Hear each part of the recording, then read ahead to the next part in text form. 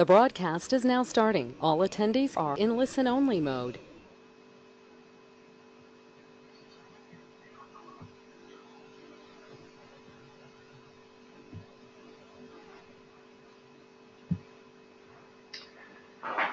Greetings from Albuquerque, New Mexico, and welcome to another 1615 webinar.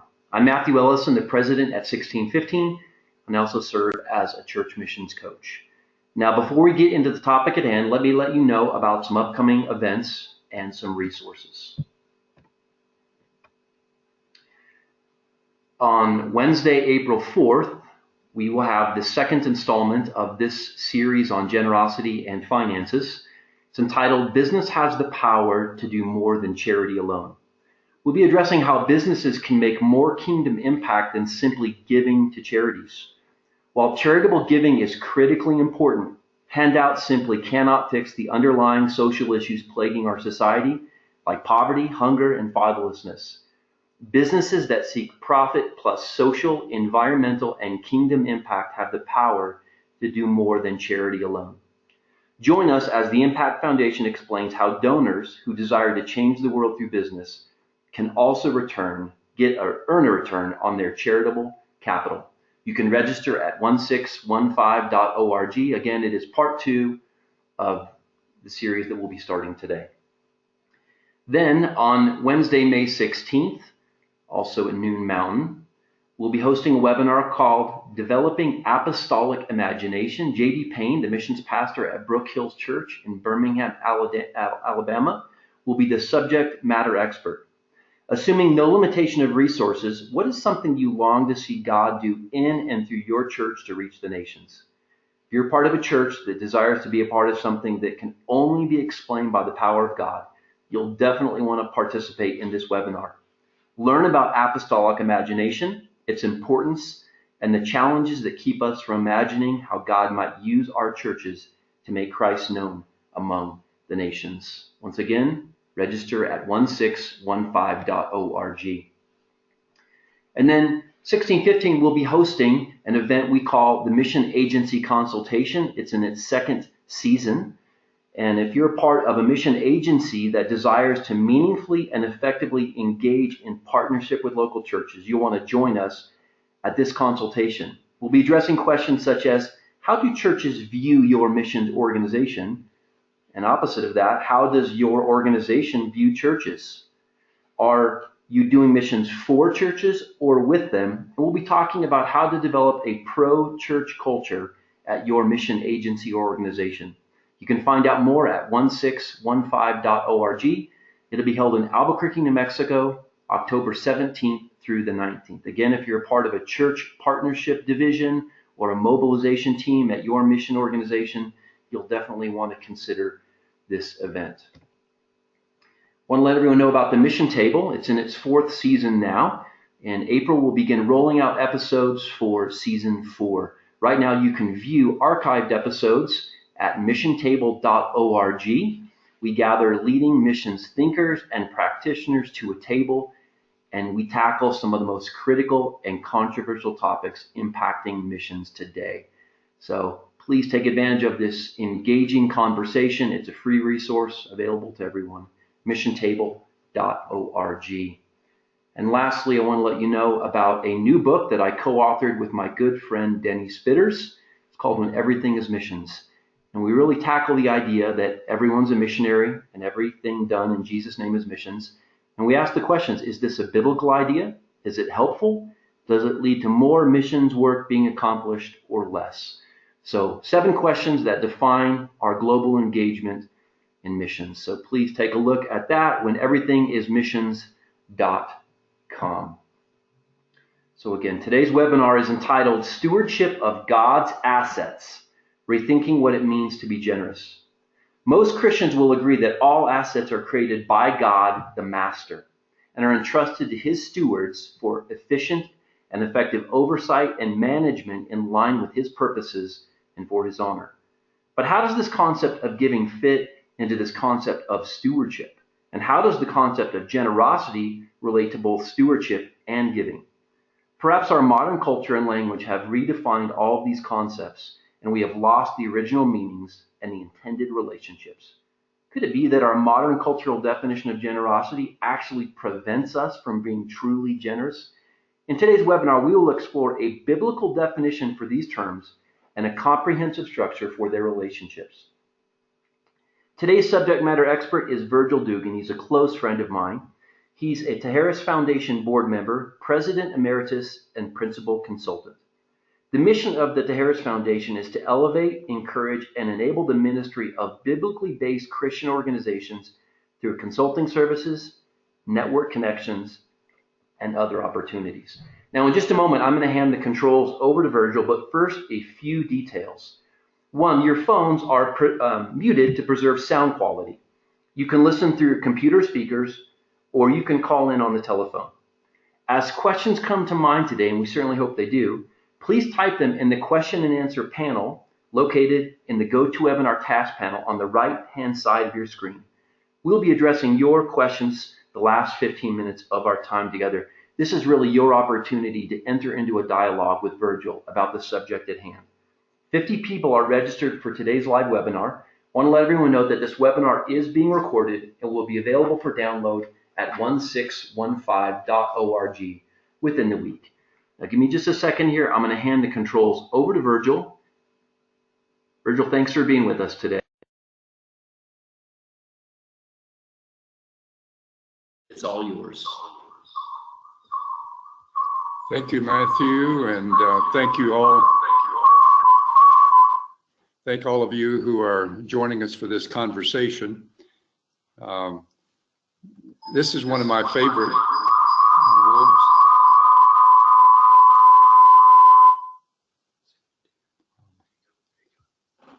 Sorry about that. Yeah, a little feedback there. This is one of my very favorite topics, and what I'd like to do to begin today is go back to some very foundational points of truth. And the first one that I would present to you is the fact that God owns everything.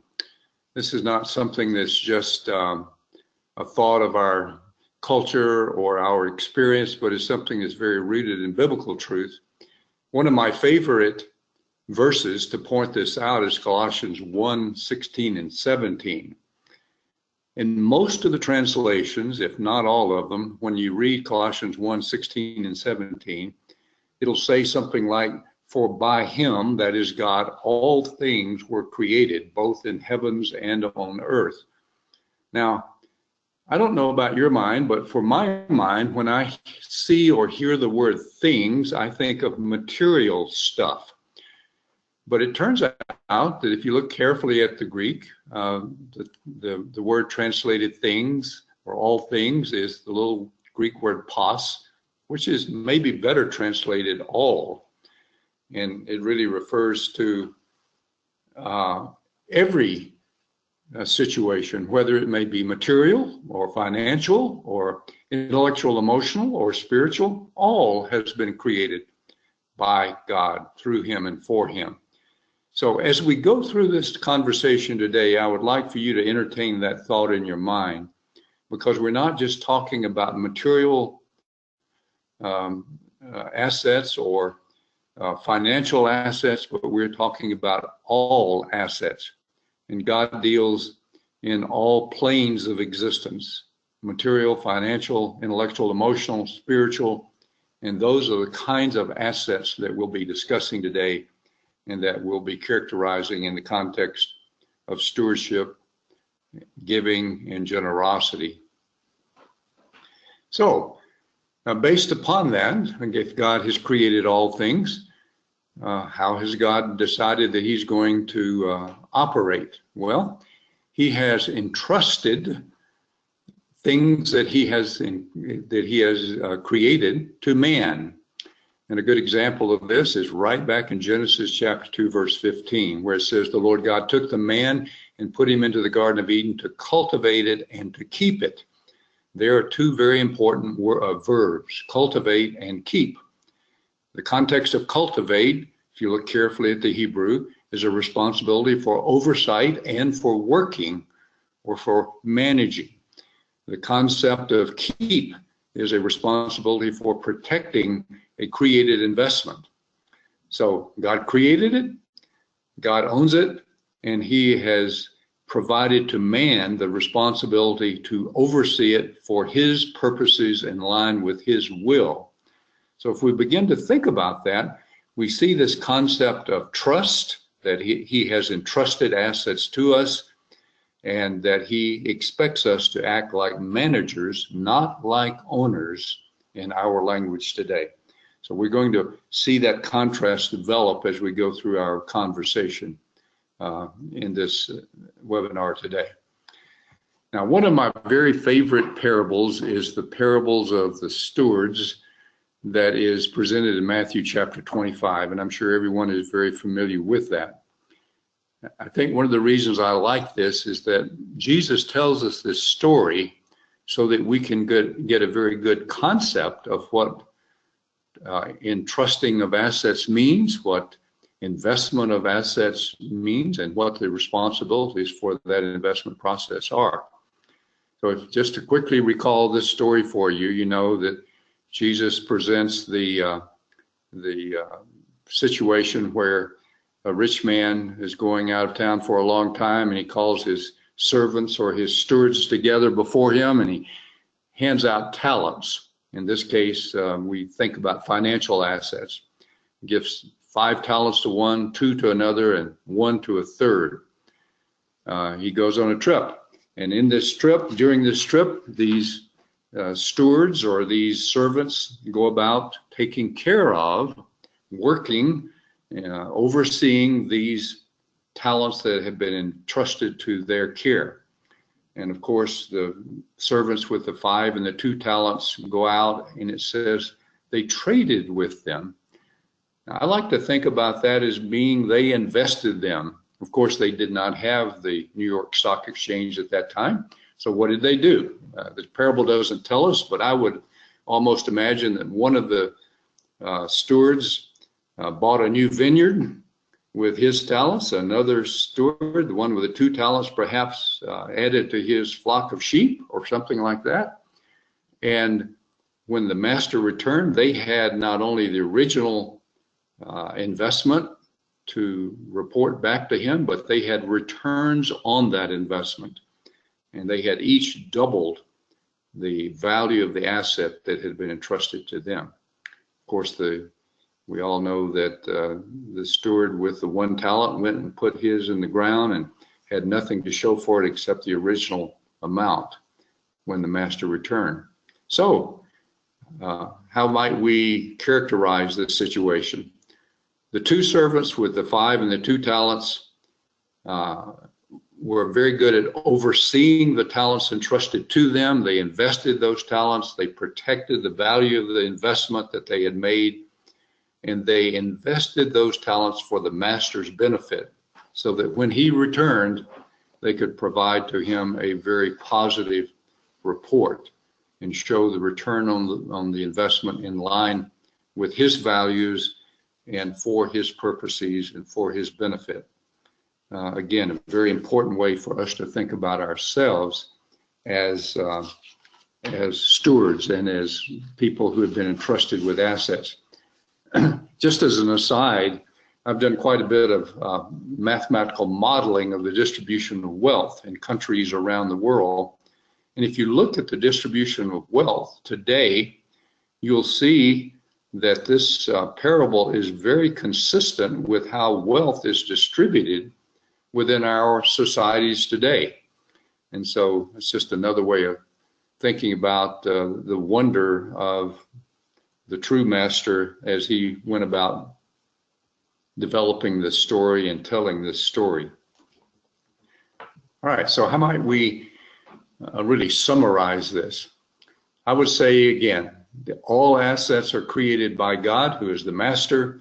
They are entrusted to his stewards, us who are his children, for efficient and effective oversight and investment management. And that's done in line with his purposes and for his honor. And I would quickly add that the assets that we're discussing are not just physical and financial, but they include time, personal talents and experience, intellectual, emotional abilities, and of course, spiritual gifts. And among those spiritual gifts would be truth, which he has entrusted to us, particularly the truth of the gospel of Jesus Christ. And obviously, and most obvious to all of us are the physical, material, and financial resources that we tend to focus on, that tend to get the most of our time and attention and our discussion as we talk about investment management, as we talk about stewardship, as we talk about giving, etc. Now, let me just say there's a way to think about biblical stewardship of these assets in terms with investment and return on investment. If you're online today and looking at the slides here, you'll see Enterprise A on the left side and Enterprise Z on the right side. As stewards, we are responsible for the investment of the assets entrusted to us, the time, talents, treasures, spiritual gifts that have been entrusted to us. And then also there is a responsibility for return on those investments, observing and measuring that return, or we might say observing and measuring the impact of the investment that has been made. Once again, that impact is not just a physical or financial impact, but it can be characterized as spiritual, social, financial, environmental, physical, etc. And I would hasten to say that there are two classes of each of these impacts. One is temporal, that is what we can observe and measure in our existence today, and one is eternal, which will perhaps be delayed until we join the Master in heaven, and he describes for us some of the eternal impacts that we have not been able to readily observe and or measure. So we need to think about both of those situations when we consider impact of investments today. And I would also hasten to say that all enterprises are really people. Those making the investment, those receiving the investment or the benefit of the assets and feeding back, it's always groups of people. So they're not sterile, relational or business corporate environments, but they are people in each cases. And that helps us, I think, to personalize it and to make it all the more real as we consider that in this way. If we make an investment, we're investing in people. People receiving the investment are returning value back to those who are overseeing the original investment. And that's always people, not just an organization. Okay, so obviously what I am doing, or maybe not obviously what I'm doing, I'm suggesting that the word invest or investing is superior to the word giving. Now, why is that? My argument would be that often in our modern culture today, the word giving tends to imply that I own something and that I'm going to release what I own to someone or something else. And very often it's in the context of benefiting me. You notice the I, me word here, rather than benefiting the master, the one who created all, the one who oversees and maintains and holds all together. So if I'm not careful, when I use that word giving in our cultural vernacular today, I will start thinking about myself and what I own or how I benefit or how someone close to me benefits from that investment. If I use the word invest or investing, it's much easier for me to think of myself as being the steward and being the one who has been entrusted with assets for which I am responsible for protecting and working, but the investment then is done on behalf of the one who owns those assets, namely my master. We have to be careful about that. I find myself being intrigued by going back and looking at the foundational words, particularly in the Old Testament. And one of the words that we see in the Old Testament is this word, Hebrew word, nathan. which is most often translated give.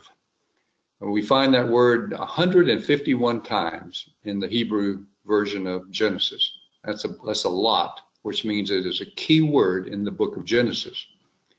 Now, the word Nathan, which of course is the word from which we get the English name Nathan,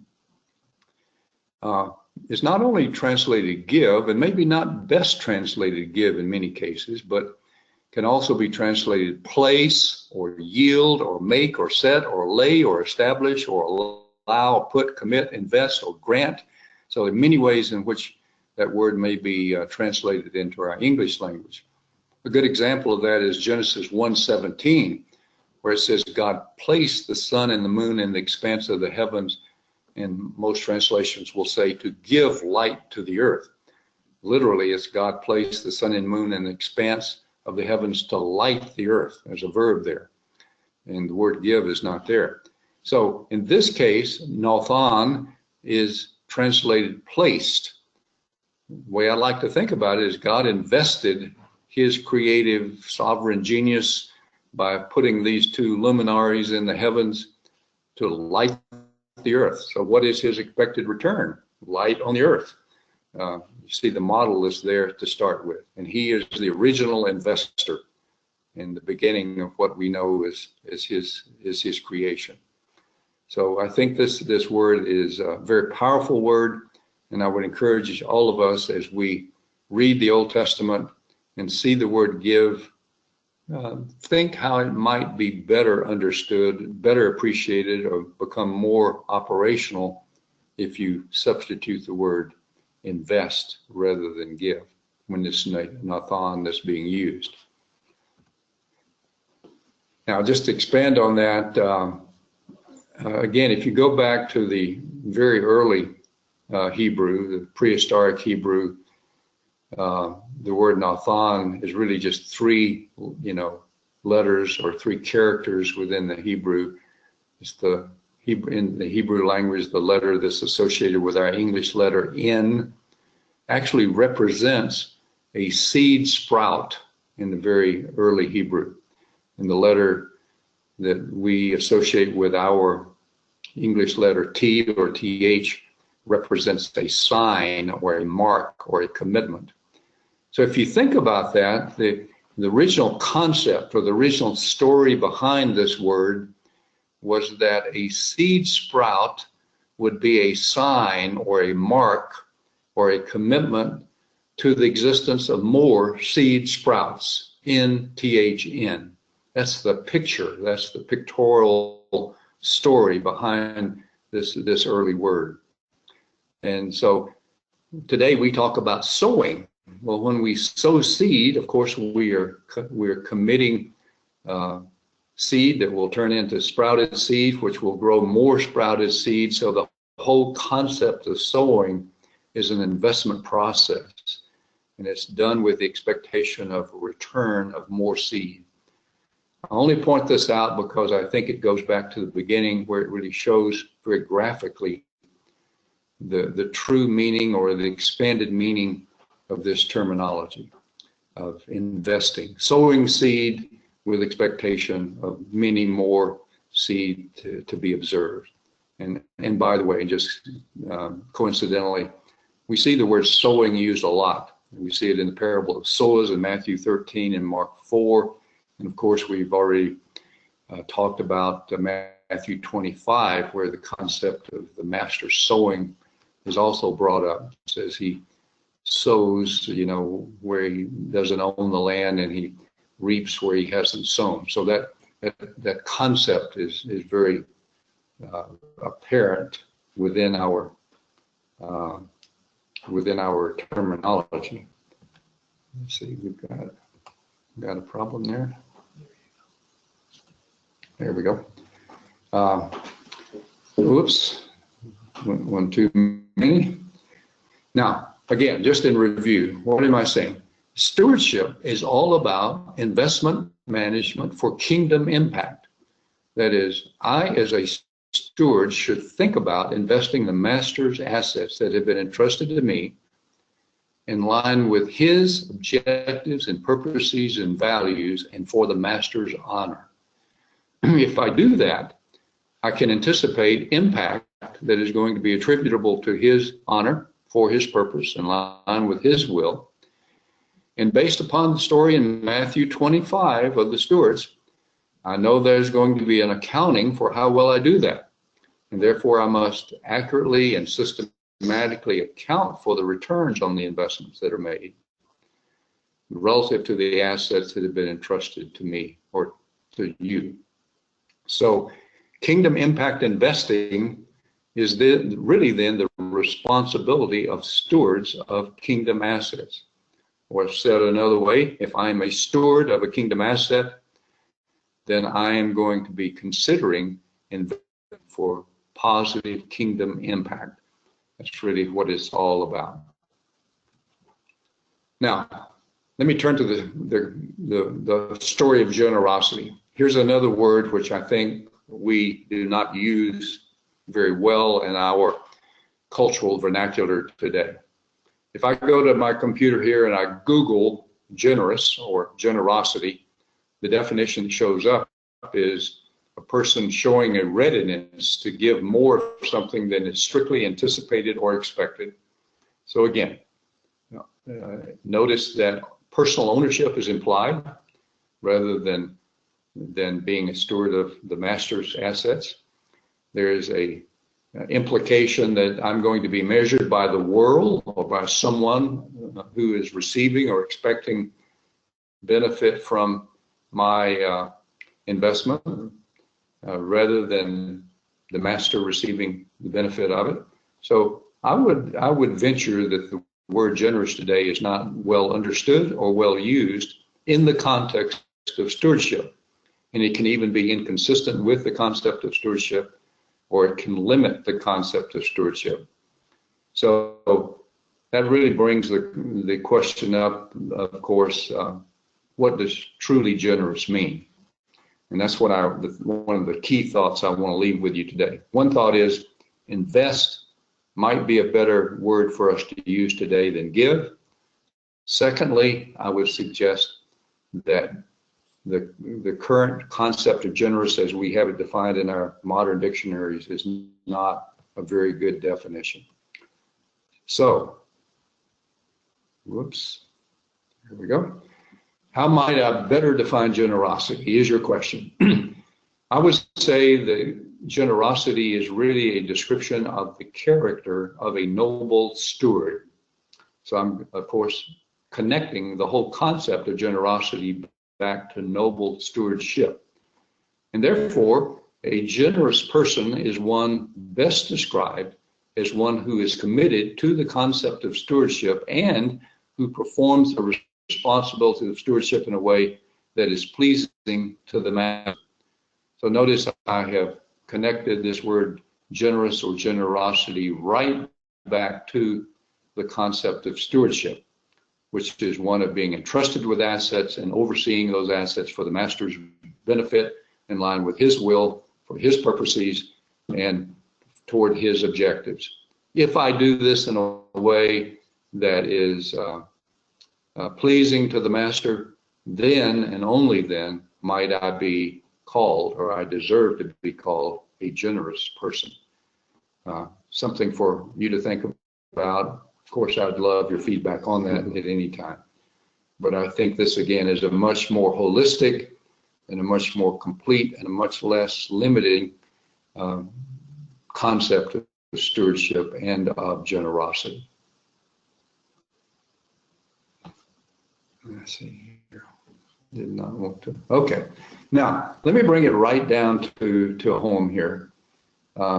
So you say, okay, I get it. I get the point you're trying to make here about stewardship and about investing being a better word sometimes than give, and about being noble stewardship, the real picture of generosity. How do I make that personal to myself? Well, here's several suggestions, something that I've been working on myself. Sit down and with a pencil and piece of paper, do an inventory of assets that have been entrusted to you. And again, remember, these assets are not just financial or material, but they are intellectual, emotional, they're spiritual, they're temporal, they are eternal. What has God entrusted to you? List those. And then once you have that list down the left-hand side of the page, ask yourself the question, where or how have I been investing these assets? And I guess the associated question would be, have I been investing them in a way that would be in line with God's will, would be responsive to his objectives, and would be intended to bring honor and special return to him that would be pleasing to him? And then, having done that, I would ask myself the question, how am I measuring or observing the return on these investments? Is this something that I can do within the temporal frame in which I live and work? Or is this something that's going to be observed by the master and reported back to me when the time of accounting comes? And then, bring it right home when I appear before the master and present that investment return or the definition of impact to him. When this time of accountability arrives, how will I describe that? And how will he see that? How will he observe that? Recall the parable of the talents. The servant who had gone out and hid his talent in the earth was in for a rude awakening when the master evaluated his performance. And then finally, of course, the beautiful statement of those who have been faithful stewards, faithful servants in the context of the assets invested to him. Hear that most welcome affirmation, well done, good and faithful servant, that the master will provide. That's my story today. And, if there are questions, I'm sure, as Matthew said, it would be good for you to place those questions in the bar on the right-hand side of your screen, and I'll be happy to try to answer them or hand you off to someone who can answer them. Well, thank you very much, Virgil. Very encouraging, very insightful, very inspirational. So again, as Virgil mentioned, this is your opportunity to enter into the dialogue with Virgil. So on the right-hand side of your screen in the question and answer panel, you can post your questions there, and I will send them off to Virgil. So got some stuff coming in here, Virgil. Give me just a second here. So this is just a thank you. Paul Brown says, thanks, Virgil and Matthew. So thanks for the encouragement here. Virgil, as those questions are populated there into that section, again, take this time to think about what you'd like to address. Virgil, I would like to ask you a question, Virgil. This is a scary time. Oh, okay. So I was just in Phoenix Monday, Tuesday with Food for the Hungry, one of our ministry partners, and one of our churches is exploring a relationship with them, a partnership. And of course, measurements came up, metrics, measurements. Mm-hmm. And the more temporal, tactical, practical, concrete things, I understand those are not always easy to measure, but they're intuitive. You see things happening. There's things you can touch, see, feel. One of the questions that came up was, how do you measure the spiritual pieces? How can you observe progress in those areas in a way that doesn't take away the supernatural aspect of what's going on, God's sovereignty? And they had some responses, but I'd like to hear what you have to say. Well, that's a great question, and I think we could have a whole webinar on that question. But I think there are observable, I would call them disciplines that we see that are exhibited by those that have been spiritually impacted, and we think about that. Matter of fact, I have 7 disciplines, that are associated with a disciple: worshiping God, witnessing to His grace on a regular basis, walking in His word of truth, giving to His work, fellowshipping with other saints, praying in the name of Jesus, and reconciling relationships. Those are observable, measurable disciplines, and we'll tend to see those in lives that have been transformed. And then, of course, there are the Galatians 5 fruits of the Spirit, right, that are observable. love, joy, peace, patience, etc. I always think about, if you go back to 1 Corinthians 13:13, they remain these three: faith, hope, and love. Mm-hmm. Well, faith can be observed and measured based upon its demonstrable feature, which is works. Right. Hope can be observed or measured based upon its demonstrable feature, which is preparation for return. Mm-hmm. And then love, of course, is demonstrated through, we would say, giving, or I would say investment. Observed investments that this person is making. That would be my answer to your question. So Virgil, I'm going to poke on that one a little bit. Okay. We have a couple questions I'm going to direct you in a second. But let's say it's an unreached people group that a church might be engaging through a partnership with an agency, perhaps. And we're now years into this endeavor. And all those things you just described, we've not seen much evidence yet. Okay. So talk to the giver who wants to be a wise steward. I said giver. Talk to the steward who wants to be wise investor, but he's saying, I don't see a whole lot of, temporal ROI, and boy, I don't see much happening spiritually, because this is a group where not much is taking place. Yeah, and again, we are so constrained by the temporal dimension.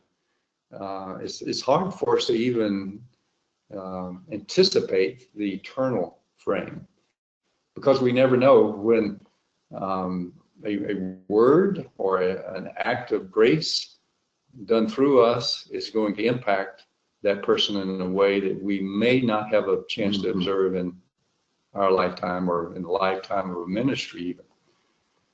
But will be reported out, when we show up before the master. That's right. That's the great thing, the anticipated, what I call the deferred return or the delayed return. Yeah, right. The master's going to say, you see this fellow over here? Well, you didn't know it, but it was that simple act of love, or that consideration, or that presentation of truth that made the difference in his life. Now, sometimes we will see that, and I know you've seen that. Yes. That is, years later, you find out that something you said or did, or maybe even a way you acted or behaved, had meaning in life, and that person has an opportunity to come back and tell you about it. And that's one of the most meaningful things to all of us. Yeah. But there'll be those that we don't know, that we don't observe or measure, but are still there. Right. And so that's where that faith comes in again, right? I think that God's truth does not return void. That's right. You have to have that long view Yes. of what's coming. Sometimes it takes the breaking up of the hard ground in an unreached people group, and a season of prayer. So absolutely. So anyway, we know God's will. Yep. And if I go back to Matthew 28, he's told us very clearly, what his commission is. Make disciples of all nations, all people groups. Yeah. All right, I can operate in the context of that will and be assured of doing something for the master's honor in line with his will, even if I don't get that temporal feedback. That's right. Sorry, this is a topic I'd love to discuss. I know this is your story. I'm thinking of Luke 14 here too as well. Luke 14, Virgil. Jesus says, when you have a banquet, don't invite those that can repay you. Invite the lame, the crippled, the blind, for they cannot repay you, for you will be rewarded at the resurrection of the just.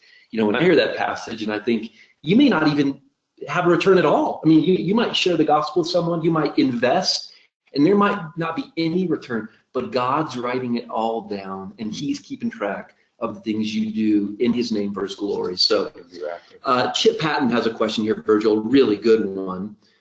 There are certainly different levels of investing. Can you help us how to best navigate sacrificial investing versus comfortable investing? Oh, that's a tough one. Well, let me go back to Matthew 25. I love this story because I think there's so much that's really embodied in the story. I often think about these three guys that received the 5, 2, and 1 talents. These are just regular, everyday guys. And think, well, what did they have the responsibility to do? Well, they had the responsibility to invest and return impact or value for the master.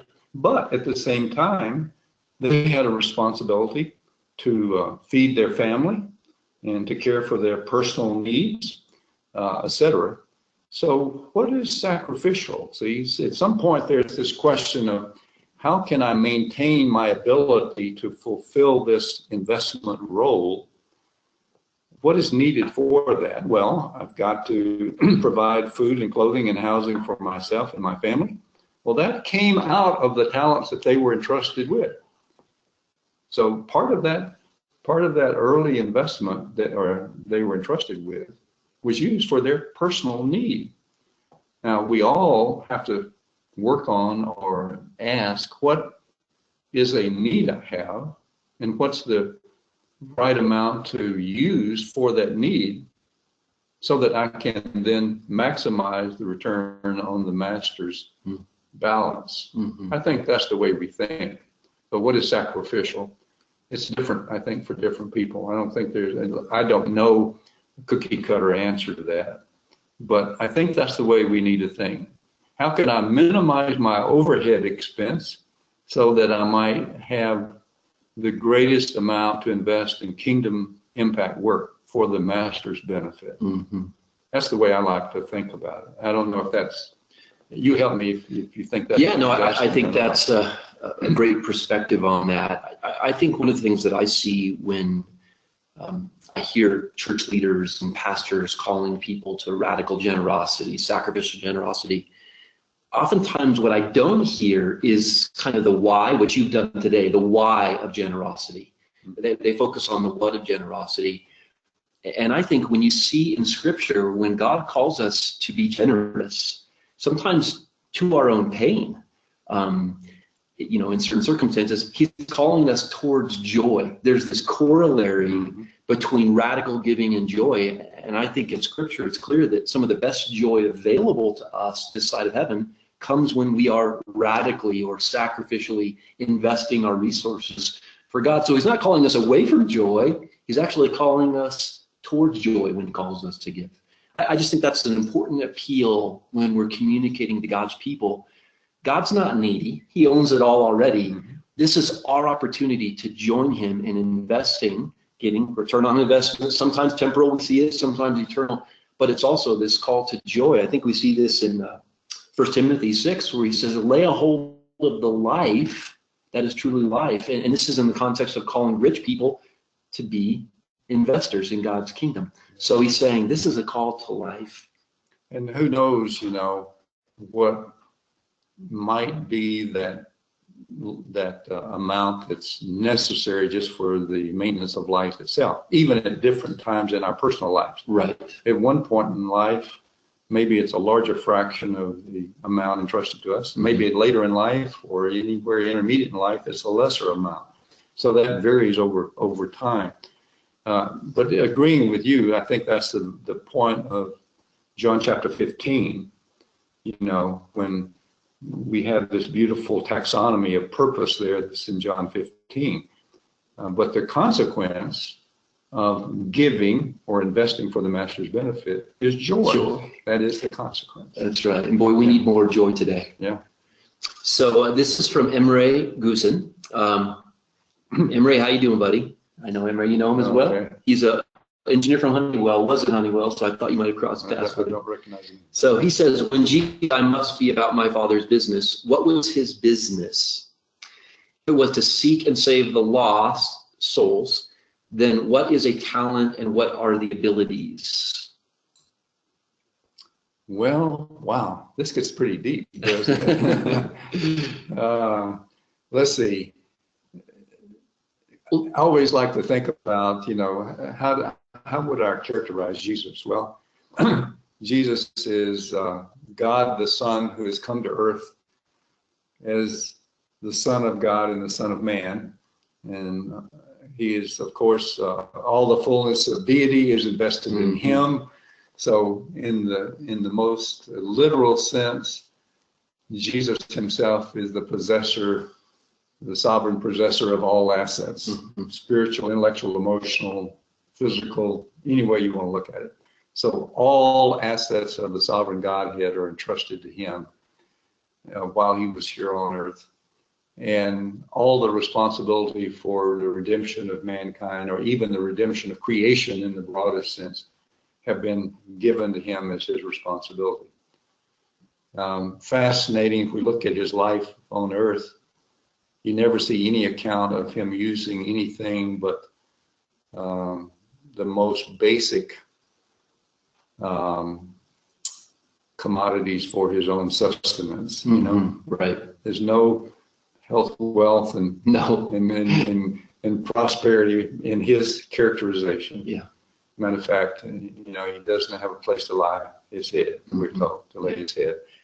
And so here is this unique, as we're, you know, the only begotten Son, the monogenes, the one of a kind creation who contains all the fullness of the Godhead, who is the express image of the invisible God, and yet even he himself making all of that investment available to accomplish the work of redemption, which he did. And he would validate that he had performed that responsibility without fail. So it's remarkable in that sense. Right. Pretty amazing. Is that, do you think that's close to the question? I think you got part of it. Let's look at the second piece as well. Talking about the Father's business, he said, if it was to seek and save the lost, what is a talent and what are abilities? So I kind of get it. You know, what is the talent, abilities? What's the relation of those, perhaps? Well, you know, limited as we can really appreciate what his talent was, he was the possessor of truth. I am the truth. So he knew truth without any compromise or without any corruption. He was truth itself, the very embodiment of truth.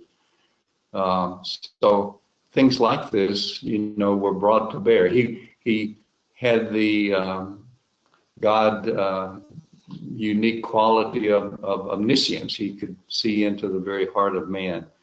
So all of this was brought to bear to accomplish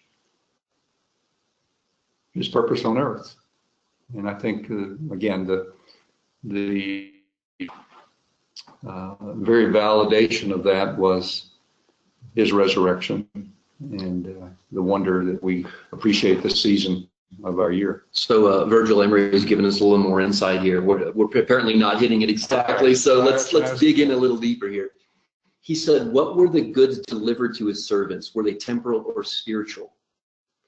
Is not a talent the soul's given to you spiritually? The abilities are all the things you already have. And then he asks the question, no. So let me say that one more time. What were the goods delivered to his servants? Were they temporal or spiritual? And then he's saying, is not a talent the soul's given to you spiritually? And the abilities are all the things you already have. And then he says, yes or no.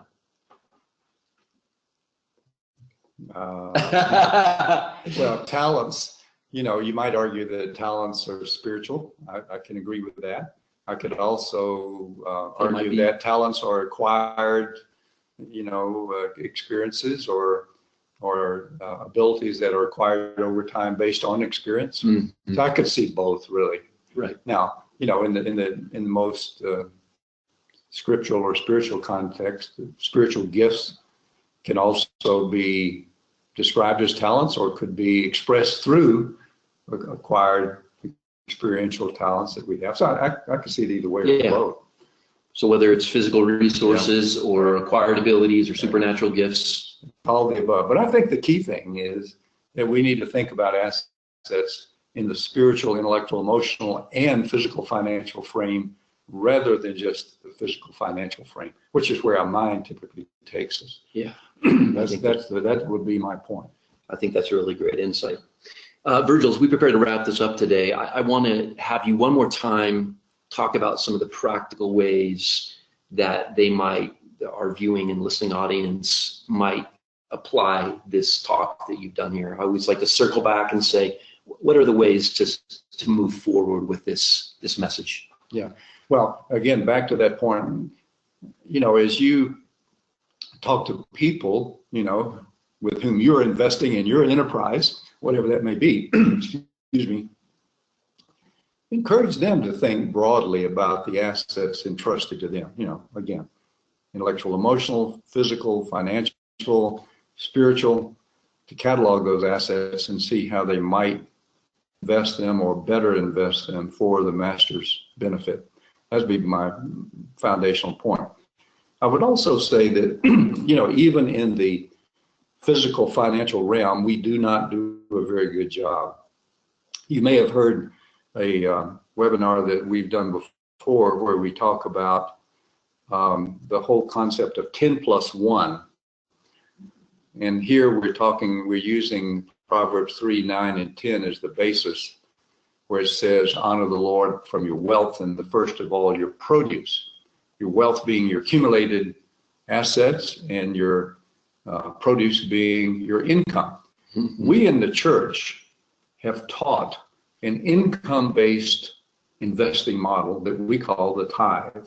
Mm-hmm. That's the mathematical model that we have in our minds, 10% of income. And so my friend John Moore and I have often argued we need another model that teaches us to begin to invest out of our assets in addition to investing out of our income. Mm-hmm. And so we've suggested, well, consider looking at your accumulated assets, financial assets, and consider giving 1% of that per year to missions causes. Now, that's not a limit. That's just a way to begin the process. And as I always say that, people start to think, well, how much is that? And we've seen many occasions where people have started giving or investing much more profoundly when they start thinking of both assets accumulated as well as assets that are available on an income basis, on a monthly or weekly basis. Mm-hmm. Is that kind of what you were thinking about? Yeah, that's really good. I think it's, after a talk like this, it's good to try and distill it to maybe just a few ideas of how you might put this. And I can say that same thing, and back to the question about talents, what are acquired experiential talents that I have based upon opportunities I've had? Well, if I'm a good counselor, or if I have some particular area of know-how, how am I going to use that, to benefit the kingdom? Right. If I'm a good businessman, I know good business practice, I know how to generate good business plans, how am I going to use that acquired talent to help someone for kingdom purposes? And we often miss those. Like you said, we think about the very concrete things.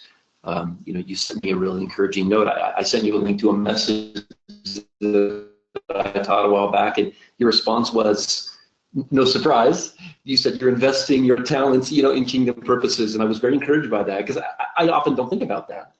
It is an investment of a talent, if you will, that God gave me, and so that's pretty exciting. If I'm good at caring for children, I'm good at being an encourager of neighbors, how am I going to use that for kingdom purposes? Yeah, it doesn't have to be money. It can that's be anything. Really good stuff, and sometimes maybe the time is the most difficult thing. Time is coupled with any of those, of course. Because time requires yourself. Time is a commodity, Well, it requires the investment of yourself. What did the church in Thessalonica say to Paul? That you invested, not just your knowledge, you just didn't impart to us the gospel, you invested your very life into us.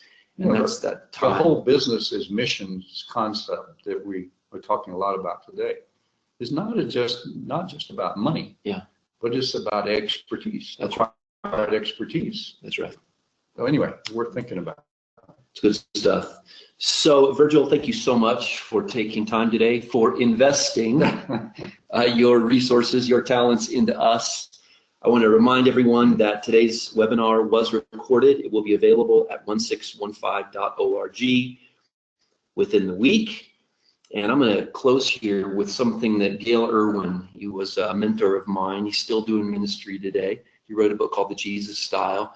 But back when I was on staff at a church, our church was on his distribution list for fax encouragements. Facsimile. He would send just a quote, not with email, but with a fax. So I'm dating myself. Early email days. And he sent one point that I'll never forget. He said, "Your stock in heaven is rising. Invest everything." So great way to close the time. today. Again, thank you for joining us, Virgil, and thank you for our listening and viewing audience. I'm Matthew Ellison with 1615. Thank you so much for your participation.